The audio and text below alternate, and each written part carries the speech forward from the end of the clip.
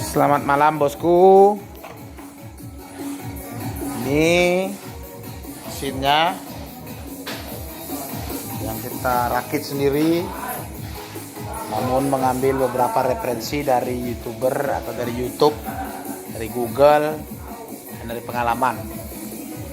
Ini Mister Capuk lagi mengikir mata Shinso karena dia salah satu operator Shinso. Ini mesin yang diminta oleh Mas dari Jogja tadi. Kita akan berbagi informasi yang diperlukan. Oke Mas, langsung aja. Ini pertama kita mulai dari mesin. Ini mesinnya kita menggunakan mesin motor. Kebetulan saya punya mesin motor Kawasaki KZR yang udah lama nggak kepake, namun alhamdulillah bisa saya reparasi kembali untuk hidup dan bisa digunakan. Kemudian kita ke sasis mesin tarik ini. Sebenarnya sasis ini bisa kita perkecil ataupun kita perbesar, tergantung kebutuhan kita. Nah, di sini saya menggunakan besi UMP. Ini besi U8. Ini besi U5.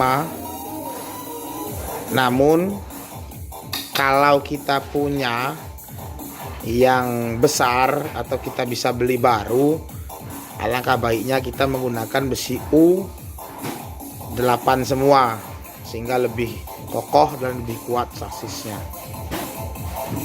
Ini kita menggunakan siku galvanis tebal, namun lebih baik kalau ada menggunakan besi U5 yang lebih kecil tapi berbentuk besi U karena dudukannya lebih kokoh.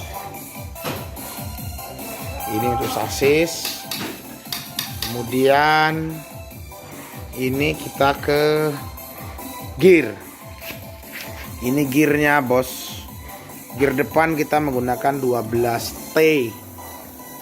Untuk gear belakangnya itu operannya kita menggunakan gear 38.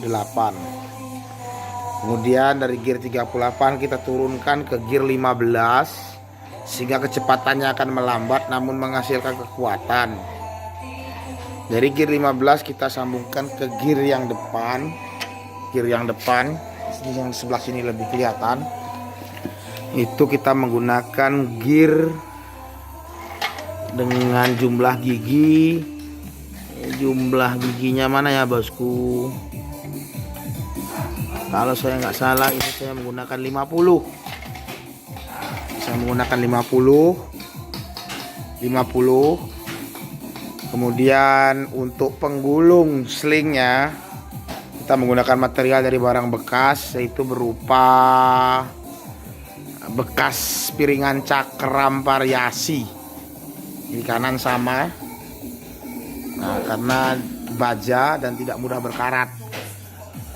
Nah, kemudian untuk dudukan asnya kita menggunakan 205. Lahar duduk 205. Kalau lebih besar mungkin lebih bagus, namun karena kita lebih menghemat biaya, kita menggunakan 205.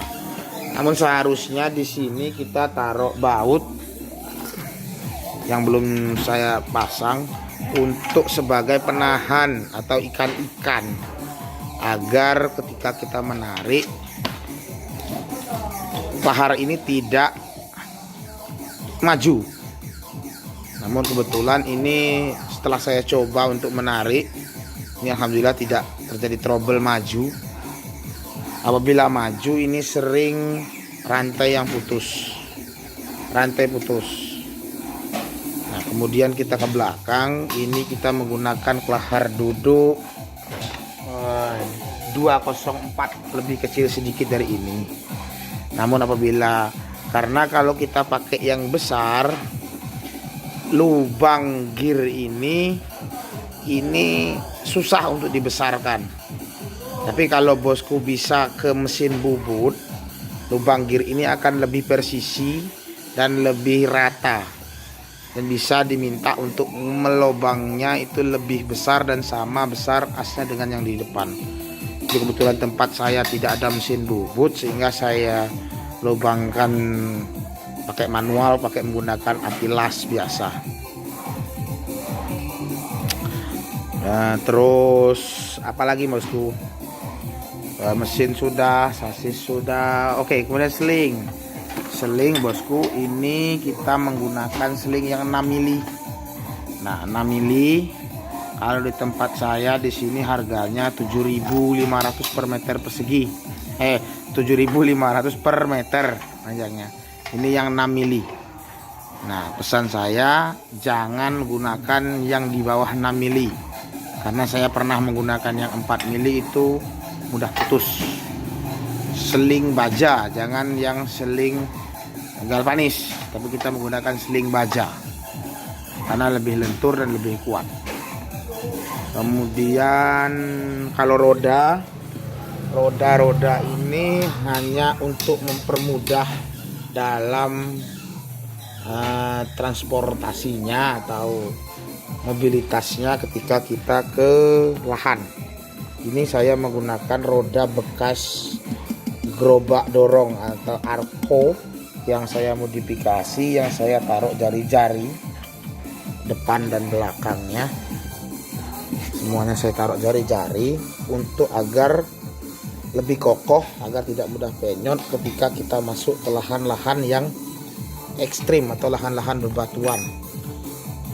Nah, untuk yang depan ini mati, kemudian yang belakang ini bisa berputar seperti roda becak. Tinggal kita mengarahkan di stang di sini. Namun apabila mau mempermudah, silahkan berkaryanya gimana caranya untuk rodanya. Kemudian apalagi bosku? Oh, ini ketika kita menarik kayu di lahan, maka roda 3 ini kita lepas dan ini kita pasak ke tanah menggunakan pipa atau besi atau kayu yang kuat agar tidak goyang kiri kanan.